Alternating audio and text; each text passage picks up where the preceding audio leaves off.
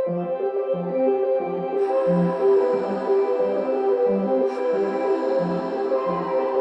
guys, my name is Abdul Basit and welcome to Techy Besty.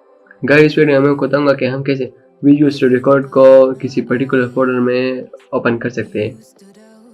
हम जब visual studio code या VS code को open कर रहे होते हैं तो इस सर्च बार में टाइप कर रहे होते हैं कि वीएस कोड, और यहाँ से हम इसको ओपन कर देते हैं। लेकिन और यहाँ से उस पर्टिकुलर फोल्डर का पाथ चूज लेते हैं तो वहाँ पर वो फोल्डर आ जाता है।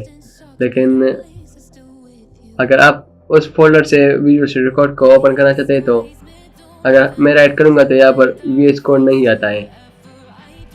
तो यहाँ से ओपन करने के लिए शिफ्ट प्लस राइट क्लिक दबाना है। इसके बाद ओपन पावरशेल विंडो हेयर इसको दबाना है।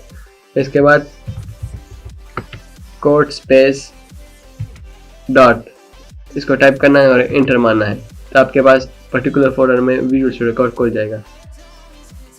गाइस, अगर आपको वीडियो पसंद आई है तो चैनल को सब्सक्राइब करें, वीडियो को लाइक करें। मिलते हैं किसी नेक्स्ट वीडियो में, तब तक के लिए अल्लाह हाफिज़।